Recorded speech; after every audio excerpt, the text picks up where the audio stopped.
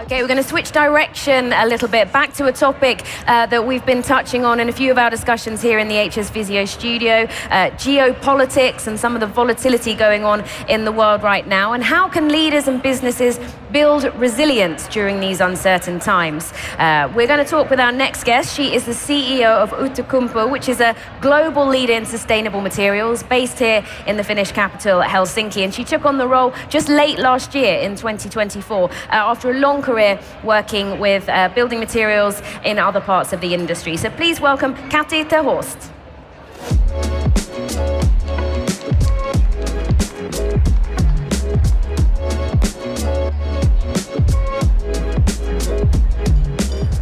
Hi, good to have you in the studio. Yes. Have a seat. How's the Nordic Business Forum experience been for you so far? Very good. I've not been here the whole day, but I indeed listened to Angela earlier, and I had a dialogue with Howard Wu on strategy, so it's been inspiring. Wow, fabulous. You managed to pin down some of the most sought-after speakers. We are going to be talking a little bit about tariffs, geopolitics, and heavy industry. So let's dive right in. What are the biggest global risk factors for you, and how are they impacting your sector? Well, you could say that we are as a steel company in the middle of the global geopolitical change. Yeah. Basically means free trade is gone. We are in the tariffs. And luckily, as Outokumpu, we have production both in US and in Europe.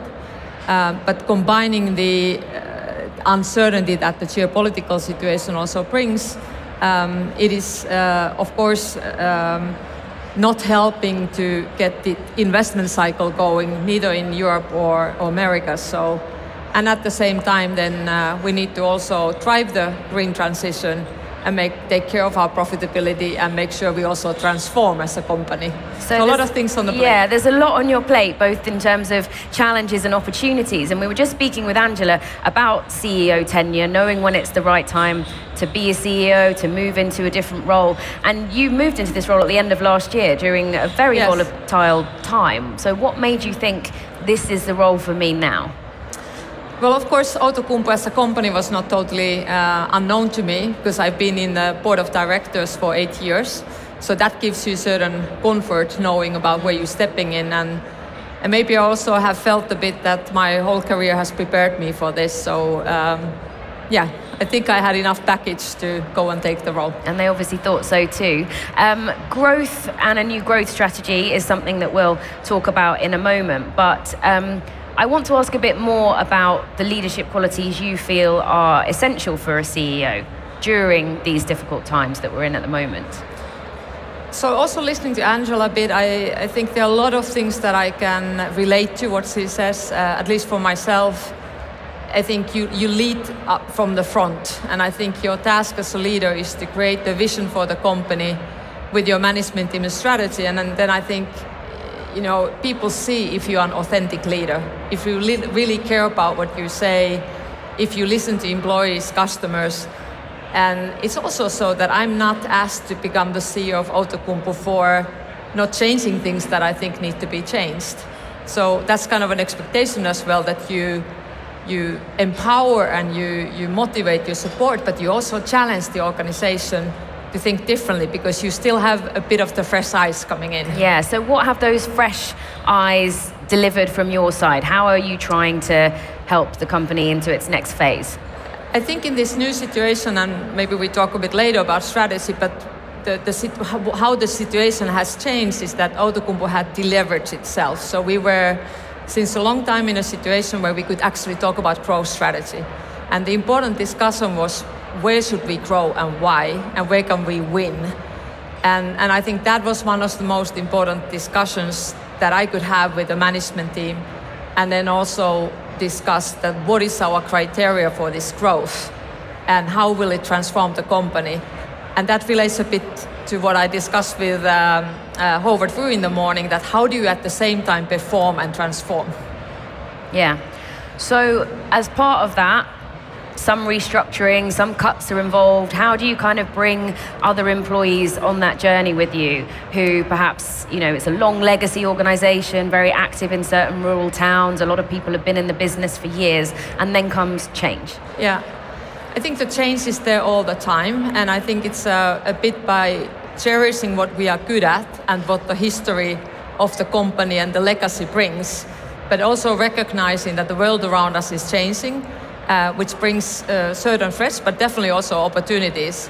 And now it's time for us to either we continue to do the same and nothing changes, we will not transform, or we have an opportunity to go to other areas that might bring us to different paths. And I think those are the honest discussions you need to have with your employees, with your customers, with everybody connected to the company. So developing more carbon cutting materials is very much on your radar now, but there is hot competition around Europe with a lot of other companies trying to do the same thing, Nordic players like Hybrid and SSAB developing fossil-free steel. So how do you position the company in that race? How do you hope to be at the front of the pack? So we are a stainless steel company, and I think there's a lot of discussion about green steel, but we actually are in stainless steel already green. Because there's a big difference to carbon steel. Carbon steel needs to do the transformation to electric arc furnaces, so basically electrification. We have done that already. And then I think the other aspect in stainless steel is that we are using scrap. So Outokumpu's 70% low carbon footprint compared to industry average is made of renewable energy, it's made of scrap, and it's made of our own ferrochrome that actually makes the steel. So lower stainless. than some other materials. How are you hoping to bring that carbon footprint down even further? We can bring it also down further, but we are already so much lower than anybody else. And the next steps are together with our customers and together with our suppliers. But we also need to make sure that we do the kind of last parts of decarbonization in a financially sound way. What kind of support do you need, or do you think you need, from others within industry, within politics, the EU? How do you think people can collaborate? Or do you think that's the answer to more progress in this area? Well, like I said, we are a big supporter of free trade, but we are not in a free trade environment anymore. So what I do expect from Commission, also Finland as a country, is that with regulation and the support, we are able to create a level playing field where we can actually compete, for instance, against the Asian overcapacity. And out of that, I think heavy industry like us that makes investment decisions for 20, 30 years to come, we need to have an investment climate that offers certain visibility of the future. And that is extremely important to get investment cycles ongoing. And that's obviously challenging coming out of a tricky, jittery time for the global economy. Are you confident and are you optimistic that we're starting to move into a better period of growth? The investment cycle will start at a certain point of time, but the current uncertainty and visibility is not helping. But working with scenarios is one way that you can probably counter part of that. Yeah, and the uncertainty caused by some of the topics that have come up again and again on the HS Visio stage. We've had incursions into Baltic airspace. We've got the ongoing war in Ukraine. So defense is something that's on everyone's lips. Yes. What kind of a momentum is that having for Outokumpu? Well, I would say so that defense industry as such has been usually supplied very much by the carbon steel. But definitely the current situation where more production for this protective material is needed, stainless steel with its longevity and can offer a lot of solutions. So there's a lot of R&D projects ongoing, and we need to develop also in Europe more supply for the demand that will be coming. So it does create definitely opportunities for Outokumpu. Okay, and just finally, any other opportunities or things you're positive about? We've talked so much about challenges here today, and it would be nice to hear about what you think is going in the right direction.